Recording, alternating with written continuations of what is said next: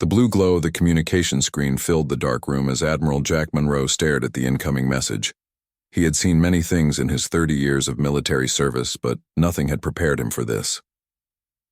The transmission came from somewhere far beyond Earth's solar system, and the voice speaking was clearly not human. "This is Admiral Zethra of the Catherian Defense Fleet," the alien voice said through the translator. The words were calm, but Jack could hear the fear underneath. "We send this message to any species that might listen. Our people are dying. Our worlds are burning. We need help." Jack leaned forward in his chair. The message had taken 3 days to reach Earth, traveling faster than light through special communication channels that humans had only recently learned to use. The images that came with the voice made his stomach turn. Entire cities reduced to ash. Ships full of families fleeing through space. Children crying as their parents tried to find safety somewhere. Anywhere. The Catherian Federation was made up of 7 different alien species. They had lived in peace for over 200 years, sharing technology and resources across dozens of star systems. Their ships were beautiful, sleek vessels that could travel between stars in days. Their cities were marvels of engineering, floating in the clouds of gas giants or built into the sides of mountains on rocky worlds. All of that was being destroyed by the Vorthak Empire. The Vorthak were reptilian creatures that stood nearly 8 feet tall. They had sharp teeth, clawed hands, and eyes that showed no mercy. For the past 50 years, they had been conquering system after system, enslaving any species they found useful and killing the rest. They took everything of value from each world before moving on to the next target. The Vorthak have superior numbers. Admiral Zethra continued in the message. Their weapons are powerful, and they show no mercy to civilians. We have fought them for 2 years, but we are losing. Our fleets are scattered. Our colonies are falling one by one. In 3 months, maybe less, they will reach our homeworld. When that happens, my people will cease to exist. Jack paused the message and rubbed his eyes. Earth had only made contact with alien species 5 years ago, when human ships first learned to travel faster than light. Most alien civilizations considered humanity to be primitive and young. Earth's technology was centuries behind the major galactic powers. Their ships were crude compared to the elegant vessels of species like the Catherians. But Jack had learned something important during those 5 years of contact with alien species. Most of them had never really fought a war. They had conflicts, sure, but nothing like the brutal, desperate wars that had marked human history for thousands of years. When faced with overwhelming force, most alien species would surrender rather than see their people suffer. The Vorthak had learned to use this against them. They would attack with massive fleets, destroy a few cities to prove their power, and then offer terms. Most species would accept slavery rather than watch their entire civilization burn. It was logical. It was reasonable. It was exactly what any intelligent species would do when faced with certain death. Humans might not be the most intelligent species in the galaxy, but they had never been particularly reasonable. Jack resumed the message. Admiral Zethra's image appeared on the screen. She looked similar to humans, but with pale blue skin and large dark eyes. Her expression was one of desperate hope mixed with resignation. "We know that most species cannot help us," she said. "The Vorthak Empire is too strong. But perhaps someone out there has knowledge we lack or technology we have not considered. We do not ask anyone to die for us. We only ask for advice, for ideas, for anything that might help us survive what is coming." The message ended, and Jack sat in silence for a long time. Outside his office windows, he could see the lights of New Geneva, the headquarters of Earth's military forces. It was past midnight, but many windows were still lit as officers worked late into the night. Earth's military had grown rapidly since first contact with alien species, but it was still small compared to the major galactic powers. President Lisa Harper had been very clear about Earth's role in galactic politics. Humans were the new kids in the neighborhood. They should be careful, respectful, and avoid making enemies. Earth's survival depended on staying friendly with everyone and avoiding conflicts that were beyond their ability to handle. But Jack remembered another conversation he had with the president just a week ago. They had been discussing Earth's place in the galaxy, and she had said something that stuck with him. We may not have the best technology or the biggest fleets, she had said, but we have something that many species seem to have lost. We remember what it means to fight for something bigger than ourselves. Jack picked up his secure phone and dialed the president's private number. It rang twice before she answered. "This is Harper." "Madam President, this is Admiral Monroe. I need to see you immediately. We have received a distress call from the Catherian Federation." There was a pause. "I'll be there in 20 minutes. President Harper arrived exactly on time, along with General Pete Wilson, the head of Earth's Special Forces, and Dr. Amy Stone, the military's chief strategic analyst. Jack played the message for them, watching their faces as they absorbed the scope of the crisis. "How long do we have?" the president asked when the message ended. 3 months, maybe less, before the Vorthak reach the Catherian homeworld," Jack replied. "But their fleets are already scattered. Every day we wait, more of their people die." General Wilson shook his head. "We can't fight the Vorthak Empire. They have thousands of ships. We have less than 200 vessels capable of interstellar combat. Numbers aren't everything," Dr. Stone said quietly. Everyone turned to look at her. She was young for such an important position, but her understanding of military strategy was unmatched. "I've been studying the reports we've received about Vorthak tactics. They rely on overwhelming force and psychological warfare. They expect their enemies to surrender when faced with superior numbers. And," the president prompted, "they've never fought humans before. They don't know how we respond to impossible odds." Jack felt a smile start to form on his face. "What are you suggesting, Doctor?" "I'm suggesting that maybe it's time the galaxy learned what happens when you ask humans for help." President Harper was quiet for a long moment. Finally, she looked at Jack. "How long would it take to get a ship to Catherian space?" 2 weeks with our fastest vessel." "Do it. Send Captain Sam Rodriguez in the USS Vanguard. Full diplomatic mission. But I want military observers on board. I want to know everything about this situation before we make any commitments." "And if the situation is as bad as it sounds?" Jack asked. The president stood up, her expression resolute. "Then we show the galaxy what Earth's deadliest fleet can do." Captain Sam Rodriguez stood on the bridge of the USS Vanguard as they dropped out of hyperspace at the edge of Catherian territory. What he saw made his blood run cold. 3 massive refugee ships drifted through space, their hulls scarred by weapon fire. Smaller vessels surrounded them like protective wolves around wounded prey. "My God," whispered Lieutenant Danny Park, the ship's communications officer. "There must be 50,000 people on those ships."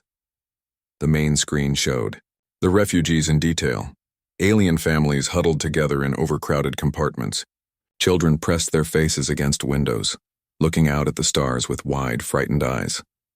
These were the survivors of colonies that the Vorthak had already destroyed.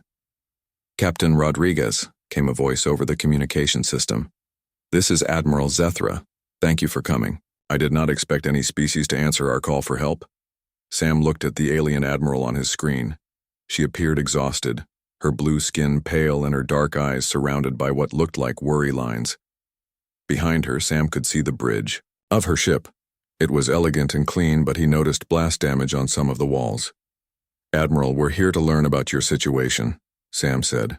"My government wants to understand what you're facing before we decide how to help." Admiral Zethra nodded.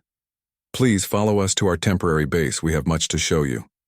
The Catherian base was hidden inside an asteroid field, built into a large rock that had been hollowed out over many years. As the Vanguard docked, Sam was impressed by the technology around him. The Catherians had managed to create a fully functional military base inside solid rock, complete with ship repair facilities and living quarters for thousands of refugees. Dr. Amy Stone, who had come along as part of the diplomatic mission, immediately went to work studying Vorthak attack patterns with Catherian military experts. What she found was both fascinating and terrifying. "They're very good at what they do," she told Sam after her first day of research. "The Vorthak have a simple but effective strategy. They attack with overwhelming numbers, destroy a few population centers to prove their power, then offer terms. Most species surrender rather than watch their people die." "But not all species?" Sam asked. "No. The ones that fight back usually lose anyway, but they make the Vorthak work for it. The problem is that most civilized species can't bring themselves to accept the casualties that come with real resistance. Sam understood. The Catherians were peaceful people who valued life above all else. They had advanced weapons and strong defenses, but they couldn't stomach the idea of fighting a war where millions might die. It was admirable in a way, but it made them vulnerable to an enemy that had no such concerns. Meanwhile, Captain Ben Carter of the USS Defiance was conducting secret reconnaissance missions deep into Vorthak territory. His ship was smaller and faster than the Vanguard, designed for stealth operations. What he discovered changed everything. "They're sloppy," he reported to Sam during a secure communication. "The Vorthak have grown lazy after so many easy victories. Their formations are designed to look impressive rather than defend against serious attacks. They expect their enemies to be scared, not tactical." Back on Earth, Admiral Jack Monroe was busy with the largest military mobilization in human history. President Harper had given him permission to prepare for what she called humanitarian intervention, but Jack knew it was more than that. If humans were going to help the Catherians, they would need every ship and every weapon they could find. The problem was that Earth's military fleet was small. Less than 200 ships were designed for space combat, and most of those were patrol vessels meant to protect Earth's solar system. Against the thousands of ships in the Vorthak Empire, it wasn't nearly enough. That's when Captain Nina Walsh came up with an idea that would either save the day or get them all killed. "We convert the civilian fleet," she told Admiral Monroe during a strategy meeting. "Cargo ships, passenger liners, mining vessels, research ships, anything that can mount weapons and survive in space." "That's insane," said General Wilson. "Civilian ships aren't built for combat. They'll be destroyed the moment they face real warships." "Not if we don't fight like a regular fleet," Nina replied. "Civilian ships are expendable. The crew knows the risks. We use them the way they're designed to be used, just with weapons attached." Admiral Monroe thought about it for a long moment. It was crazy, but crazy might be exactly what they needed. "How many ships could we convert?" "Maybe 800, Nina said. "Give me 3 weeks in every shipyard in the solar system." "Do it." While Nina worked to convert Earth's civilian fleet into improvised warships, Colonel Pete Mason was leading a very different kind of mission. His Special Forces unit had volunteered for the most dangerous job of all, getting inside Vorthak territory to study their enemy up close. Pete and his team spent 2 weeks aboard a captured Vorthak supply ship, learning everything they could about how the reptilian empire operated. What they found was both encouraging and disturbing. "They're bullies," Pete reported back to Earth. "The Vorthak are used to fighting enemies that give up easily. Their tactics work because most species are reasonable. When faced with overwhelming odds, reasonable people surrender." "And unreasonable people?" Admiral Monroe asked during the secure transmission. Pete smiled grimly. "Unreasonable people do things that don't make sense, things that disrupt carefully planned strategies, things that cause chaos." Dr. Stone had reached similar conclusions in her work with the Catherians. She had been studying human military history, comparing it to the conflicts that other species had fought. The differences were striking. "Most galactic species fight wars to achieve specific goals," she explained to Captain Rodriguez. "They calculate costs and benefits. They retreat when casualties become too high. They surrender when victory becomes impossible. Humans don't do that? Sometimes we do, but we also have a history of fighting wars where the goal becomes survival itself. Wars where surrender means extinction. In those situations, humans have shown a willingness to accept incredible casualties and use tactics that other species would consider insane." Sam was beginning to understand what Earth might bring to this conflict. It wasn't superior technology or overwhelming numbers. It was something much more dangerous: the willingness to fight a war that couldn't be won using conventional thinking. Admiral Zethra was skeptical when Sam finally explained what Earth was prepared to offer. "You're talking about using civilian ships in combat," she said. "Your people would die by the thousands." "Yes," Sam replied simply. "They would. But they're willing to do it." "Why?" "You barely know us. This isn't your war." Sam thought about how to explain something that seemed obvious to him but clearly wasn't obvious to her. Because you asked for help, and because the Vorthak are bullies. Humans don't like bullies. 3 days later, Admiral Monroe's converted fleet began arriving in Catherian space. 800 ships of every size and description, from massive cargo haulers fitted with missile launchers to small research vessels carrying nuclear bombs. It looked like exactly what it was: a collection of civilian ships pretending to be a military fleet. The Catherians were horrified. This wasn't a fleet that could fight the Vorthak Empire. This was a group of people volunteering to die. They didn't understand that sometimes that was exactly what made the difference. War Master Thekval stood 8 feet tall on the bridge of his flagship, his reptilian eyes fixed on the holographic display showing the Catherian homeworld. 3,000 Vorthak warships hung in space around him, the largest fleet ever assembled by the Empire. This would be the final battle, the one that would crush the last organized resistance in this sector of the galaxy. Pathetic, he hissed, looking at the 300 Catherian ships that had gathered to defend their world. They know they cannot win, yet they still resist. It will make their surrender even sweeter. His second in command, a smaller Vorthak, named Grektar, bowed his head. War Master, our scouts report that additional ships have arrived in the system. Unknown design, possibly from a species we have not encountered. Thekval turned to look at the tactical display. 800 new ships had indeed appeared, but they looked nothing like proper warships. Some were clearly converted cargo vessels. Others appeared to be civilian transports with weapons bolted to their hulls. Many were so small, they could barely be considered military vessels at all. What species builds such crude ships? Thekval asked, amused. They call themselves humans, War Master. Our intelligence suggests they are a young species, recently arrived in galactic politics. Their technology is primitive compared to ours. Thekval's laugh echoed through the bridge. 800 garbage ships crewed by primitives. The Catherians have grown desperate indeed. Signal the fleet. We will destroy these insects first, then finish the main battle.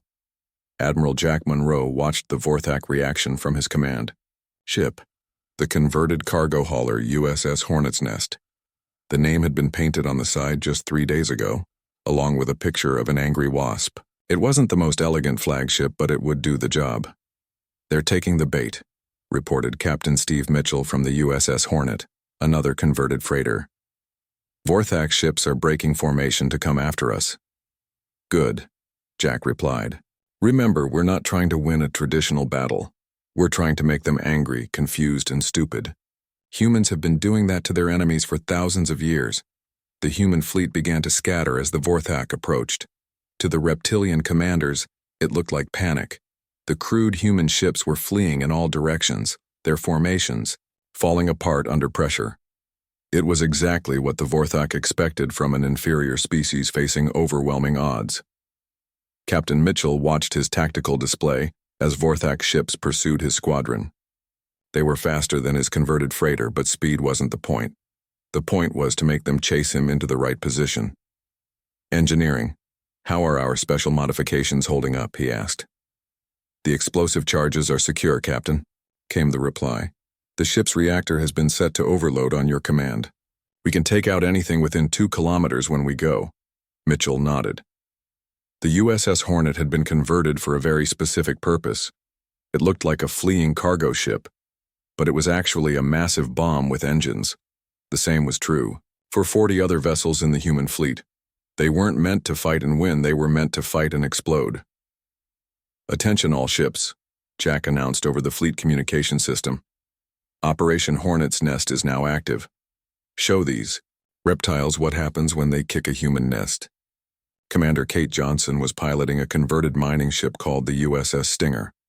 Like the other modified civilian vessels, it had been equipped with weapons, but its real purpose was something the Vorthak would never expect. As 3 Vorthak destroyers closed in on her position, she waited until the last possible moment. This is for everyone who asked for help and got it, she said, then activated the ship's ramming system. The USS Stinger accelerated directly into the lead Vorthak destroyer. The collision tore both ships apart, but Kate had aimed for the enemy's weapon systems. The destroyer survived, but it was crippled and helpless. More importantly, the other Vorthak ships had to swerve to avoid the debris, breaking their attack formation. All across the battlefield, similar scenes played out. Human ships that appeared to be retreating would suddenly reverse course and ram Vorthak vessels. Others would explode at the moment of contact, taking enemy ships with them. The careful Vorthak battle formations dissolved into chaos as commanders tried to figure out what was happening. "These humans fight like madmen," Grektar reported to War Master Thekval. "They show no concern for their own survival. Many of their ships are deliberately destroying themselves to damage ours." Thekval felt his first moment of doubt.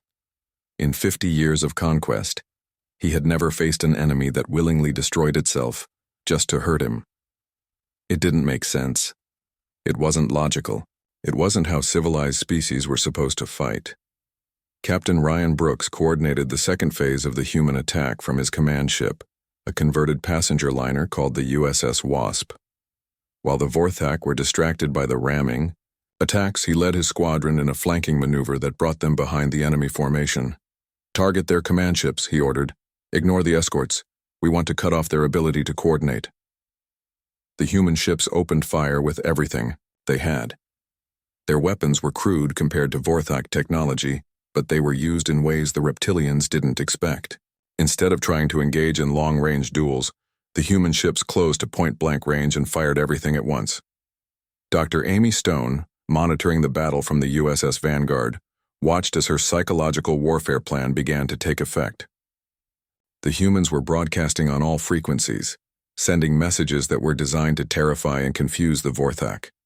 The broadcasts included recordings from Earth's most violent wars, images of human soldiers fighting against impossible odds, audio from battles where humans had chosen death over surrender. The message was clear. This species didn't fight like others. This species was willing to die for strangers. "War Master," Grektar said, his voice shaking, "we are receiving multiple transmissions from the human fleet. They appear to be historical records of their military conflicts. One of the broadcasts showed human soldiers storming a beach under heavy fire, dying by the thousands but never retreating. Another showed a city under siege where civilians fought alongside soldiers rather than surrender. A third showed pilots crashing their planes into enemy ships rather than return home in defeat." Thekval watched the recordings with growing horror. What kind of species documented its own willingness to die? What kind of military showed its enemies exactly how far it was prepared to go? "They're trying to frighten us," he told his bridge crew, but his voice lacked conviction. The truth was, it was working. The Vorthak Empire had built its success on intimidation. They scared their enemies into submission by demonstrating superior force. But how do you intimidate someone who refuses to be intimidated? Admiral Monroe watched as the Vorthak fleet began to show signs of confusion. Their tight formations were breaking apart as individual commanders tried to deal with human tactics they had never encountered. Some ships were retreating from battles they should have won easily. Others were firing wildly at targets that weren't there. "Phase 3, he announced to his fleet. "Show them what Earth's deadliest fleet can really do." Captain Tony Garcia led the boarding parties, modified shuttles that had been converted into assault vehicles. Instead of trying to disable Vorthak ships from the outside, the humans were going inside. They cut through hull plating with industrial tools, used mining explosives to blast through bulkheads, and fought room by room with a ferocity that shocked their reptilian enemies. The Vorthak had never faced boarding actions like this. Most species tried to capture ships intact, preserving valuable technology and minimizing casualties. The humans didn't care about preserving anything. They were there to destroy, to cause chaos, to make the enemy afraid. War Master Thekval realized, with growing panic, that his carefully planned victory was turning into a disaster. His superior numbers meant nothing when the enemy refused to fight according to established rules. His advanced technology was useless against opponents who were willing to ram his ships with converted garbage haulers. For the first time in his military career, Thekval was afraid. The bridge of War Master Thekval's flagship shook as another human ship exploded against its shields. The reptilian commander watched in disbelief as his supposedly superior fleet fell apart around him. Vorthak ships that had conquered dozens of star systems were retreating from converted cargo haulers and modified mining vessels. "War Master, we have lost contact with 17 command ships," reported Grektar, his voice filled with panic. "The humans are targeting our communication networks. Our fleet coordination is breaking down." Thekvol's clawed hands gripped the command rail so hard it began to crack. How had this happened? His fleet had faced the humans with a 4-to-1 advantage. His ships were faster, stronger, and better armed. By every logical measure, the battle should have been over in minutes. But logic didn't seem to apply to humans. Lieutenant Commander Sarah Kim continued broadcasting psychological warfare, messages from her station aboard the USS Vanguard. The latest transmission showed footage from Earth's most desperate battles, moments when human armies had been completely surrounded, but fought on anyway. "This is what we do when someone asks for help." Her voice echoed across all communication channels. "This is what we do when bullies think they can hurt innocent people. This is what happens when you make humans angry." The effect on Vorthak morale was devastating. These reptilians had built their empire on fear, conquering species that would surrender rather than face total destruction. They had never encountered an enemy that seemed to welcome destruction as long as it hurt their opponents. Captain Matt Turner piloted his ship, the converted research vessel USS Yellowjacket, directly toward a massive Vorthak battleship. His crew of 12 had volunteered for this mission, knowing they wouldn't survive it. The ship had been loaded with every explosive device they could find, turning it into a guided missile with a human crew.